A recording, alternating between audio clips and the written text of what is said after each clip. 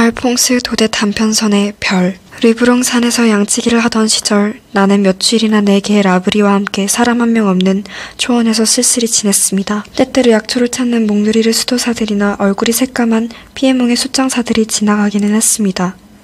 그들은 단순하고도 조용한 사람들로 너무나 오랫동안 홀로 지냈기 때문에 마을에서 일어난 일들에 대한 어떤 지식도 없었고 대화 자체에 흥미도 없었습니다. 그래서 2주일마다 한 번씩 보름치의 식량을 농장으로부터 운반해오는 노새의 방울소리가 들리고 농장 꼬마의 머리나 늙은 노라드 아주머니의 젓갈색 모자가 언덕 위로 나타나면 나는 한없이 기뻤습니다. 그들은 나에게 아랫마을 소식, 예를 들어 누가 세례를 받았는지, 누가 결혼을 했는지 등의 소식을 전해주었습니다. 하지만 내가 가장 관심 있는 소식은 바로 주인집 딸인 스테파네타 아가씨에 관한 것이었습니다. 그녀는 인근에서 제일 아름다운 숙녀였습니다. 관심 없는 척하면서 나는 그들에게 아가씨가 잔치에 자주 초대받는지, 새로운 구혼자가 있는지 등을 물어보았습니다. 가난한 산목동인 내가 그런 일에 관심을 가진들 무엇하냐고 묻는다면 나는 이렇게 답할 것입니다. 나는 20살이고 스테파네타 아가씨는 내가 본 그 누구보다도 아름답다고. 그러던 어느 일요일 나는 2주일간의 식량을 기다리고 있었지만 어쩐 일인지 늦도록 오지 않았습니다. 아침에는 대미사 때문인 게 틀림없어 라고 생각했습니다. 그리고 정오 무렵에는 폭풍우가 심해져 길이 나빠지는 통에 노새가 떠나지를 못해서 라고 생각했습니다. 마침내 3시 무렵 하늘은 맑게 개이고 산은 소나기 후의 햇살 속에서 반짝거리고 있었습니다. 나는 나뭇잎에서 떨어지는 빗방울 소리와 물이 부른 시냇물 소리에 섞여 노새의 방울 소리를 들었습니다. 그 소리는 부활절 날의 큰 종소리처럼 맑고 선명했습니다. 하지만 노새를 끌고 오는 사람은 꼬마도 노라드 아주머니도 아니었습니다. 그것은 누구인지 상상해 보세요.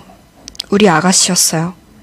아가씨는 소나기 뒤에 서늘한 공기에 온통 두 뺨을 장밋빛으로 물들인 채로 버들바구니 사이에 꼿꼿이 앉아 있었습니다.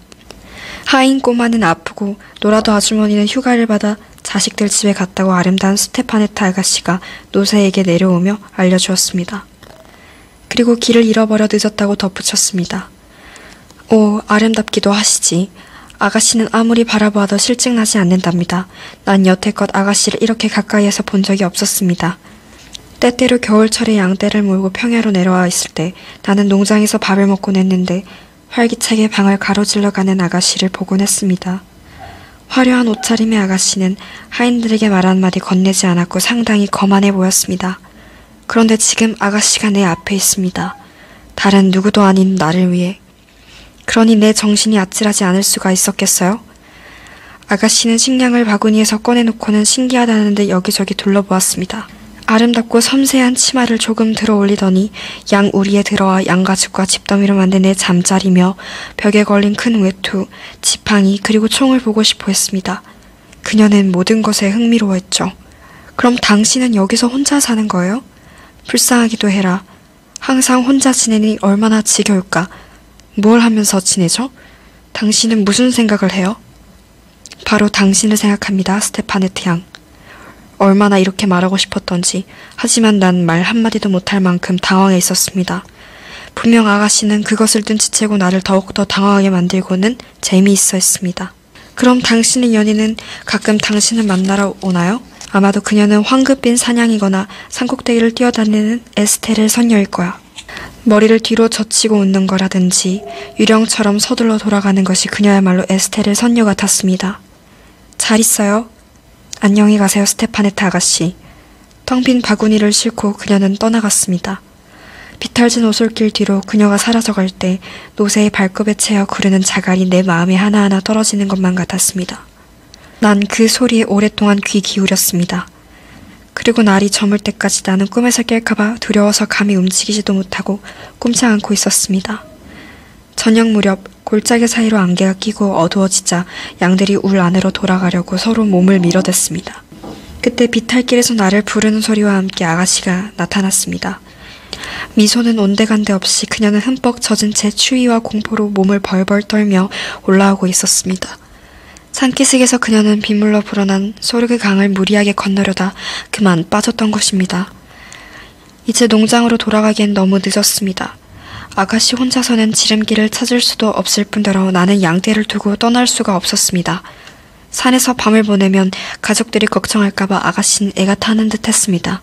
나는 최대한 아가씨를 편안하게 해주었습니다. 지금은 7월이에요. 7월의 밤은 짧죠. 조금만 참으시면 돼요. 소르그 강물에 젖은 그녀의 옷과 발을 말리기 위해 나는 황급히 불을 피웠습니다. 또 우유와 치즈도 갖다 주었지요. 하지만 불쌍한 아가씨는 불을 쬐지도 먹지도 않았습니다. 그녀의 눈에 맺힌 커다란 눈물을 보자 나도 덩달아 울고 싶은 기분이었습니다. 그러는 동안 밤이 다가왔습니다. 산꼭대기에는 서쪽으로 태양의 황급빛 가루와 저녁 노을이 남아있을 뿐이었습니다. 나는 아가씨에게 안에 들어가 쉬시라고 권했습니다. 깨끗한 집 위에 아름다운 새 모피를 깔고 나는 그녀에게 편안히 주무시라고 인사한 뒤 문 밖으로 나와 앉았습니다. 신께 맹세코 비록 혈관 속에서는 사랑의 불길이 타올랐지만 나쁜 생각은 전혀 없었습니다. 우리의 한쪽 구석에서 신기한 듯 기웃거리는 양들과 어느 양보다도 귀하고 순결한 양인 주인집 아가씨가 주무시고 계신다는 것과 내가 그녀를 지킨다는 사실에 뿌듯함을 느꼈습니다. 호련히 우리의 빗장문이 열리더니 스테파네트 아가씨가 나왔습니다. 잠을 이룰 수 없었던 모양입니다. 양들이 움직여 짖소리를 내고 꿈결에 울어댔을 테니까요. 아가씨는 불 곁으로 다가오고 싶어 했습니다. 나는 양모피로 아가씨의 어깨를 덮어주고 불을 더 세게 지폈습니다. 그리고 우리는 말없이 가만히 앉아 있었습니다. 만일 여러분도 야외에서 밤을 지새운 적이 있다면 사람들이 잠든 시간에 신비로운 세계가 고독과 고요 속에 눈을 뜬다는 것을 알 것입니다. 그때 시냇물은 더 청아하게 노래하고 연못 위로 숨은 생명의 춤을 추지요. 온 산의 정령들이 자유로이 오가며 대기 속에는 나뭇가지가 자라고 풀이 돋아나는 것 같은 알 수 없는 음과 살짝 스쳐가는 소리가 들립니다. 낮이 활발히 움직이는 생명체의 세상이라면 밤은 고요한 무생물의 세상이지요. 그래서 비록 밤에 익숙하다 할지라도 두려워하는 것은 당연합니다. 그래서인지 스테파네트 아가씨는 오들오들 떨며 조그만 소리에도 놀라 내게 몸을 바싹 기대어 왔습니다. 한 번은 길고 구슬픈 울음소리가 파도처럼 우리에게 들려왔습니다. 바로 그때 마치 슬픈 울음소리가 끌어당긴 듯 우리 머리 위로 아름다운 유성 하나가 지나갔습니다. 저게 뭐예요? 아가씨는 내게 낮은 목소리로 물었습니다. 천국으로 가는 영혼이랍니다, 아가씨. 하고 나는 십자가를 그었습니다. 그녀도 십자가를 긋더니 잠시 동안 생각에 잠겨 하늘을 올려다보았습니다. 그리고는 말하길, 당신들 목동들은 점성술가라면서요. 전혀 그렇지가 않답니다. 하지만 우리는 별 근처에 살다 보니 별세계에서 일어나는 일에 대해 산 아래 사람들보다 조금 더 알고 있을 뿐입니다. 아가씨는 여전히 하늘을 올려다보고 있었습니다. 양가죽을 두른 채 턱을 손으로 괴고 있는 모습은 하늘나라의 양치기 같았습니다. 어쩜 별이 저렇게 많을까? 너무 아름다워요. 이렇게 많은 별은 난생 처음이야. 저 별들의 이름을 아나요? 물론이죠. 자, 보세요. 우리 머리 위에 떠있는 바로 별이 성야곱의 길, 즉 은하수입니다. 이 별들은 프랑스에서 스페인까지 곧장 뻗어 있죠. 위대한 샤르마뉴 대제가 사라센 사람들과 싸울 때 길을 알려주기 위해 갈리스의 성야곱이 그려놓았다고 합니다. 저 멀리에 보이는 것이 영혼의 수레, 대웅성절합니다. 빛나는 바퀴를 가지고 있죠. 그 앞쪽의 세 개의 별은 세 마리의 야수이고 세 번째 근처에 있는 작은 별이 마부랍니다. 그 주위에 흩어져 있는 별들이 보이나요?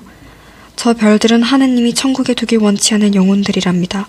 아가씨가 보시기에 조금 아래에 있는 것이 쇠스랑 혹은 3인의 제왕인데 양치기들이 이 시간을 예측하는 데 쓰이죠. 우리는 저 별을 보는 것만으로도 지금 자정이 넘었다는 걸 알 수 있죠. 그 아래에 있는 항상 남쪽을 향해 반짝이는 별이 장드밀랑, 시리우스이랍니다.